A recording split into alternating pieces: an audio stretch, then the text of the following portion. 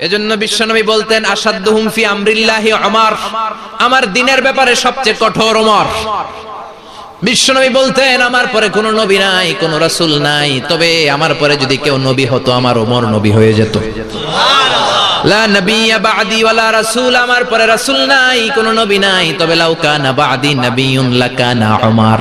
প্রভু তুমি বলেছো রাসূল দেবে না, বলনি দেবে না ওমর, বলনি দেবে না হামজা তারিক, খালিদ বিজয়ী সমর। প্রভু তুমি বলেছো রাসূল দেবে না, বলনি দেবে না ওমর, বলনি দেবে না হামজা তারিক, খালিদ বিজয়ী সমর। প্রভু তুমি বলেছো রাসূল দেবে না। আল্লাহু আকবার। মদিনায় যত মুনাফিক ছিল জমের মতো ভয় পাইতো সাইয়েদনা ওমরকে। শয়তানদের লিডার ইবলিসও ভয় পেত ওমরকে। বিশ্বনবী বলেন ওয়াল্লাযী নাফসি বিয়াদিহি, ওমর ওই সত্তার কসম যেই সত্তার হাতে আমার আত্মা,